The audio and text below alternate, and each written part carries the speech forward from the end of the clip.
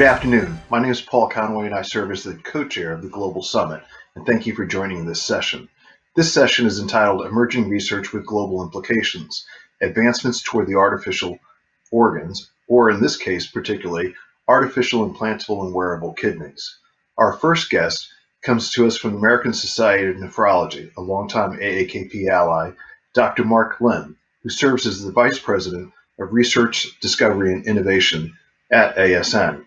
He also heads up the oversight of the project called KidneyX, which is a prize competition in the kidney space, which since its founding in 2018 has awarded 50 innovators with prizes for unique contributions in the areas of implantable dialysis devices, dialysis infection prevention, and other discoveries that have profound implications not just for patients, but also for their families, the research community, and the country.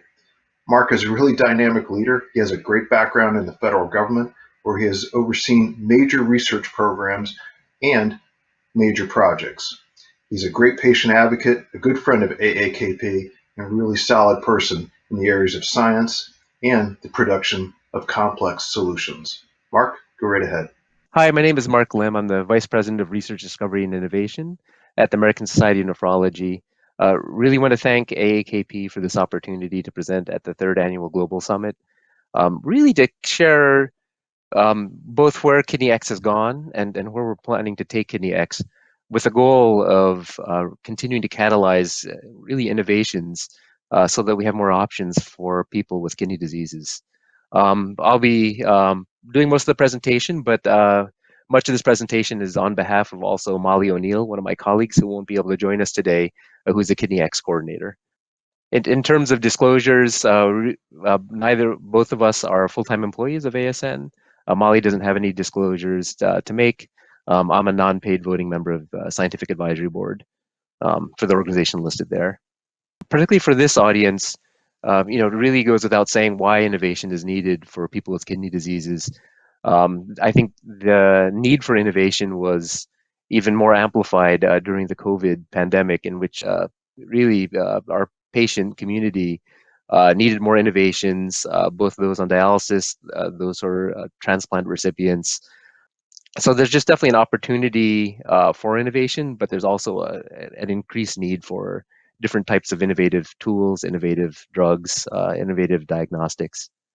Fortunately, we've actually seen a wealth of innovations starting to come into the marketplace. Many of them are becoming tools that are available to both clinicians and to patients, both you can see on the left, from precision medicine, both looking at different drugs that are recently approved by the FDA, drugs that are also in the pipeline, as well as new diagnostics. On the right, you can also see just really a lot of innovations happening on the devices side, primarily for the ability of on kidney replacement therapy, where it's either portable dialysis, safer ways of doing dialysis, which you can see in the center, or even just a goal of actually having an artificial kidney. These are just some of the many examples of where innovations are really starting to come and become more available to people with kidney diseases. But unfortunately, if you look across in terms of the investment landscape, the kidney ends up being still kind of low compared to other disease areas. This is data that was kind of culled together off of 2 different venture capital databases, and we linked both what you could use as renal or kidney health to see what's in there. And you can see it's still quite low, whether it's renal or kidney health are combined, over the years. Even though you do see a slight increase, it still does fall behind other disease areas. So for this reason alone, the KidneyX, also known as the Kidney Innovation Accelerator, was started a couple years ago as a public-private partnership between the U.S. Department of Health and Human Services and ASN, really to not just spur innovation, but really accelerate it in the prevention, diagnosis, and treatment of kidney diseases. KidneyX does this really kind of from 3 different pillars. One is we try to identify those innovations that have the greatest unmet need for people with kidney diseases, and we keep focused on that and being able to try to fill that unmet need. We take in kind of a partnership approach then to also kind of bring together networks and experts both through ASN and as well as with our other partnering organizations.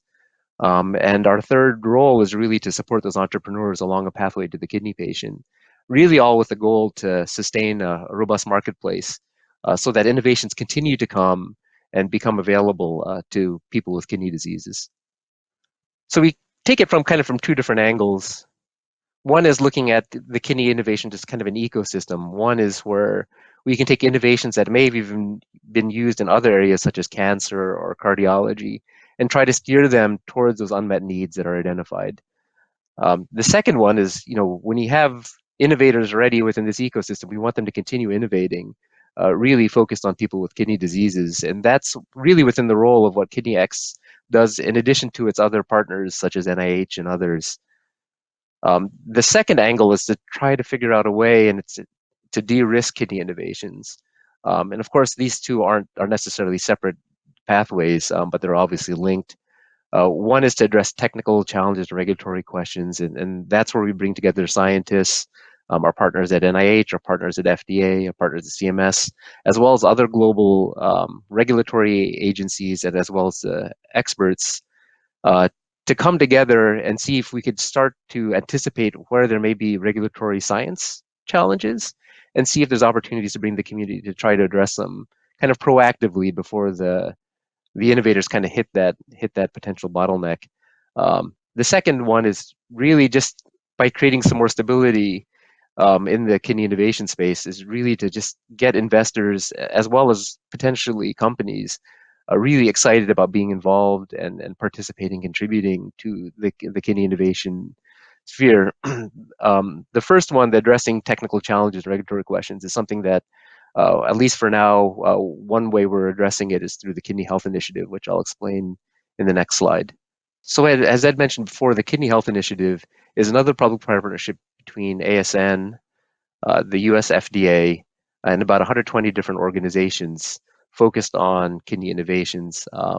Really, the focus is to address regulatory science issues that could go anywhere from endpoint measurements, where there might be a lack of clarity or consensus on how do you measure both safety and efficacy of different novel tools or novel drugs.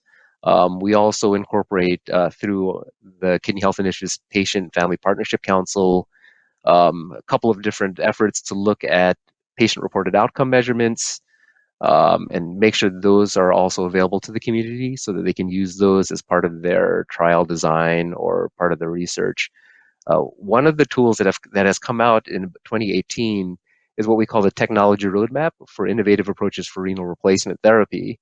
That is kind of predicting what patients and clinicians would need for kidney replacement therapy, both from a technology angle, and then trying to incorporate, since we have the chance to, also patient preferences. And you can see that there's kind of in this box on the right, both what we were able to work with these groups to identify and prioritize were different ways that patients want to see improvement in their quality of life.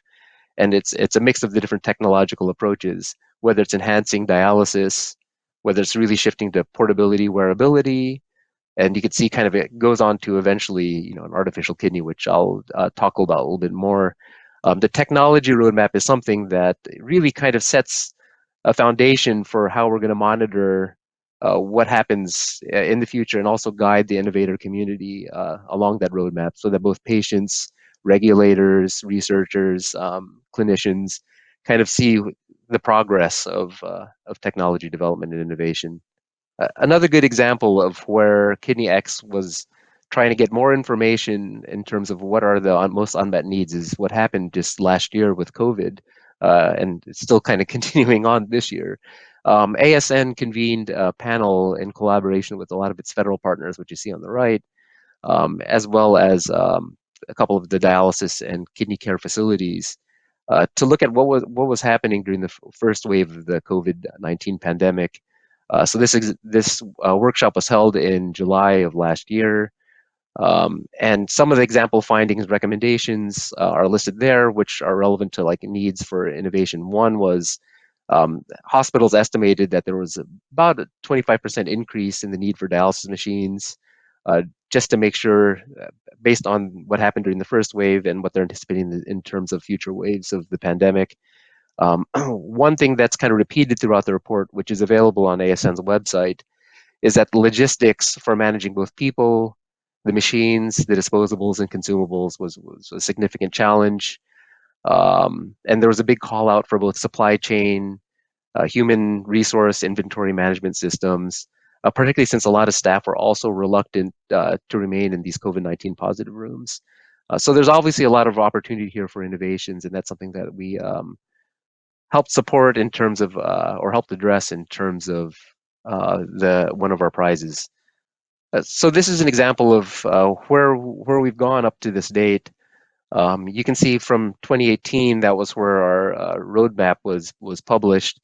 And to support what was described in the roadmap, we had two different, what we call redesigned dialysis prizes.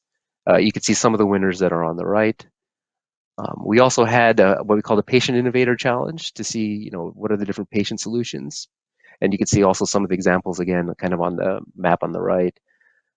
As I mentioned before, we saw an opportunity where we could look at innovations coming from patients as well as the care facilities to help support the safety and the resiliency of kidney care during the COVID-19 pandemic. And we had 15 prize winners that were just recently announced a couple months ago. Again, there's some examples to the right. And more recently, we just closed submissions for our first phase of what we're calling the Artificial Kidney Prize. I'll go into a little bit more detail about that over the next couple of slides. The artificial kidney is something that we see is inevitable as a technological solution, where basically we're looking at replicating the functioning kidney. We do know that at-home dialysis is increasingly becoming a viable option, and particularly reinforced during COVID, it's necessary for patients to make sure that they're maintaining their kidney care. Redesigned dialysis phase 1 and 2 addressed it. We're looking much more further down the line at the artificial kidney, which could be, you can kind of think in concept of both a wearable or an implantable concept that and we're keeping open in terms of the multiple approaches that could be used, coming from the science and technology folks, whether it's in engineering or regenerative medicine, xenotransplant, or even just kind of keeping it open to, what are areas that just haven't been conceived yet, knowing that we have some time to see if those are solutions that can get us there. The one thing that's very different also in terms of mindset is that the artificial kidney, it requires a patient-centered design, and we are both aligned to our past roadmap as well as developing a roadmap to an artificial kidney. One thing to think about in terms of artificial kidney is you have to think about it almost like a drug, because it is a treatment. So you have to have that mentality of, who is the patient that would receive benefit? What is that utility and benefit for that patient? And we've actually seen kind of two different angles, which can still be connected. One is improved health outcome, as well as an improved quality of life. Hopefully we get both, but those are two areas that we need to kind of work with patients to better understand. And more importantly, what are the patient preferences for this artificial kidney? There's going to be some changes in lifestyle, whether they have to go in for maintenance, and what is that willingness in terms of a potential lifestyle burden on both themselves and their care partners? What is their access to maintenance services? Is there a place where they can get either, just to get it assessed, whether it's an artificial kidney, whether it needs to be, improved?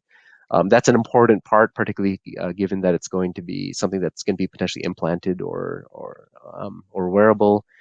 And then understanding the patient preferences, it allows us to understand what are the trade-offs in terms of risks and the benefits. Where are the risks too high that it's not worth going down? And where do the benefits outweigh the risks? And making sure we have patients tell us what that is. Obviously, the more practical side is we also have to kind of understanding which patients would most benefit. The reimbursement and out-of-pocket costs are something that we need to design in almost from the start to make sure that we're not designing artificial kidneys that are just too expensive for either the healthcare system or the patient that has to pay for it or their families. So as I mentioned earlier, KidneyX just closed its submissions for the first phase of the Artificial Kidney Prize just in March. We hope to announce the prize winners in September 2021 around a summit. We'll have details about that summit. It's publicly available to attend. In terms of the applications themselves and kind of our Really, this first phase was really to see what is who is working on what, and how far are they at, and really awarding prizes for those that have gone really moved the artificial kidney landscape further. What we were hoping for were integrated concepts. So we were hoping that we would actually see folks who are developing an artificial kidney, not just part of one. We were hoping for a diversity of approaches. As I had mentioned, we think the artificial kidney can be created by a multitude of approaches, whether it's mechanical engineering or cellular engineering, regenerative medicine, xenotransplant, and others. And we saw quite a diversity of approaches we were excited to see. I think more importantly, we were hoping for multidisciplinary teams, knowing that it's going to take a bunch of different scientific sectors to come together to create an artificial kidney. And we saw that. I think one of our last nice to haves was that we'd have international interest. And as you can see on the right in that map, we were able to get applications, some of them from around the world. You can see them highlighted in green. I think some of the smaller ones that you can't see were partners coming together from Israel and Singapore. So we were pretty excited at the interest as well as the broader artificial kidney community. We did receive 31 applications. Again, as I mentioned, several of them were big team approaches. We're right now in the judging and reviewing process, and look forward to announcing who the winners are in September 2021. This will be followed by a second phase, and we'll announce the scope of that second phase also in September of this year, with a March 2022 submission date. Again, all of this is to be confirmed. This will be in support of a $6 million total prize purse, in which we'll announce the winners exactly a year from when we're announcing the first one, September 2022. Our goal is really to start aligning what I had mentioned earlier about the Kidney Health Initiative's roadmap on the artificial kidney, and making sure that we're supporting the goals as well as kind of what was the aspirations of that roadmap. So I'd like to thank you and everybody for your time. Again, our goal on the right is to make that future state a lot closer. We know in order to get there, it'll require investments. We'll definitely need patience along the way to not only help design the artificial kidney and other innovations, but also tell us what other innovations are needed. We think, all of the approaches, particularly with artificial kidney, require a multidisciplinary approach. We do look forward to both your insight as well as your feedback. And your participation. Our emails were at on the last slide. Please reach out to us, either Molly O'Neill, who's the KidneyX coordinator, or myself over at ASN's Research Discovery and Innovation. Thanks again for your time. Thank you very much, Mark, for your presentation. I have a quick question for you. Based on your background as a professional managing very complex solutions in the federal government and working with a tremendous number of private sector innovators, I'd like you to comment on how you see a global patient consortium that's coming together to drive and support innovation, how that can have an impact on the regulatory and payment landscape long before these devices make themselves available to patients in the marketplace. If you could comment on that, I'd appreciate it. Yeah, that's a really good question. In terms of having the patient voice, the patients are the ultimate beneficiaries of all these innovations, whether it's a drug, whether it's artificial kidney, and we have to make sure that we're meeting the needs of the patient first from the beginning, and we only understand the patient need by having them tell us and describe to us not only what do they need, but how do we get there. Particularly with people with kidney diseases, the care partners are also very important. So it's not just the patient themselves, but also their social network. As we look at people with kidney diseases as well, there's also a need to understand both also the social network, their access to services, their ability to pay, or the willingness of payers to pay for these different options. It's not just telling us what is needed, but it's also important to have the patient voice throughout the whole process to make sure both the innovators are still addressing the patient need, and not, I'd say, shortcutting the prioritized preferences so if cost is important, if ability to access services from their home is important, we have to make sure that these innovations continue to also address those needs, not just from a biological perspective, but also just, I would say, both a benefit and an ability to take advantage of these options. And if we force a patient to significantly change their lifestyle to adopt a new innovation, I'd say we're probably starting off on the wrong foot. Thank you very much, Mark. We appreciate your time and the full support of the American Society of Nephrology for our efforts at the American Association of Kidney Patients and for the Global Summit.